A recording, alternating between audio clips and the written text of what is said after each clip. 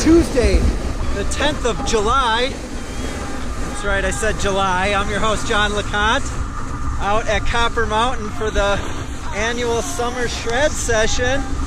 Awesome scene out here. Campers, a lot of kids, a lot of pros, a lot of regular Joes. Just a really fun time.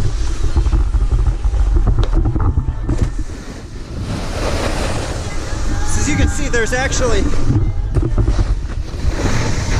quite a bit of snow. A lot of stuff.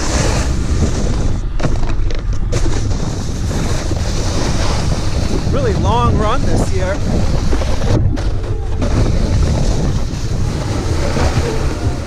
Especially considering it was a low snow year, but interesting fact, it was not a low snow year here at Copper Mountain, right about average. One of the only places in Colorado that wasn't affected by drought conditions. So we're gonna catch up with some of the people who are out here and take you through this pipeline park, as they call it.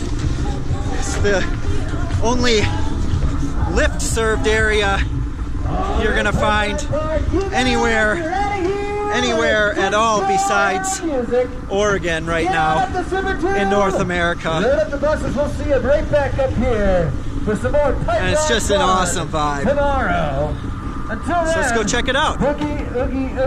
Here's pro snowboarder Torstein Horgmo. He's up here in Copper right now for the Shredbots week. He worked on some of these features that you see him here riding. He was also working on his vlog series. Check out some of those videos at youtube.com/TorsteinVlogs. He should have some new ones coming out pretty soon where we get to see him working on these features with the park crew here at Copper, and I'm sure he'll be doing some snowboarding and skateboarding, of course, as well.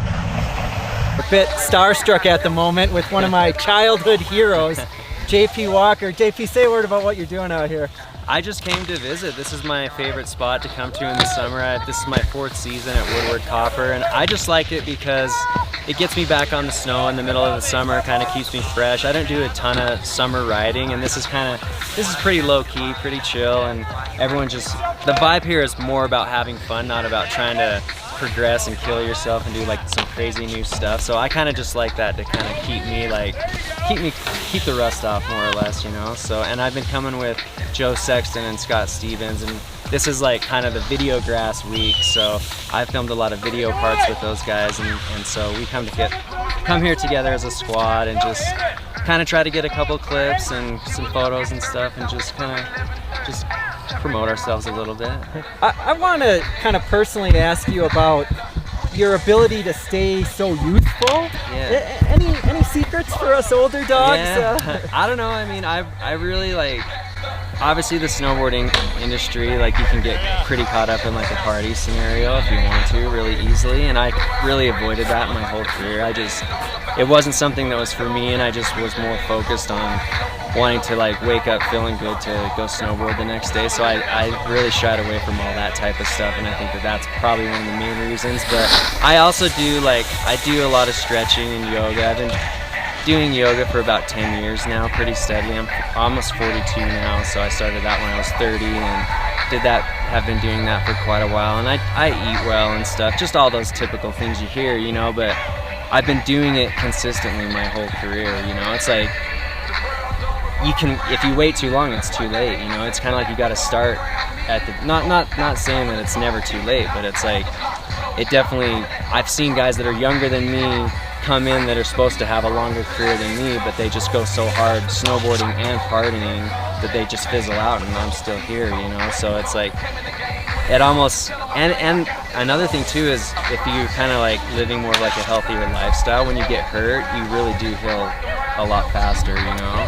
So if you like, you know, hurt your knee and like Not if. just sit Not on if. yeah When? sit on the couch and like you're a young guy and just play video games, have some beer, and like just not really taking it too seriously, you probably feel fine like if you're a younger guy when you come back, but that actually is gonna that's gonna weigh on you in the long game, you know. And I play the long game out here, so Yeah. So speaking of that long game, then you're in Copper now, getting some on snow time. What's next after this? After this, it's pretty funny. Like, I'm actually really lucky. Like, this other guy that rides for 32 and Stepchild, like 2 of the sponsors that I share, his name's Jordan Small. He's been working on a surf, skate, snow video. And so he filmed a bunch of snowboarding this year, and now he's been working on like the surf and skate aspect. And 32, one of my main sponsors, is part of that project. So they're sending us to Bali to film surf.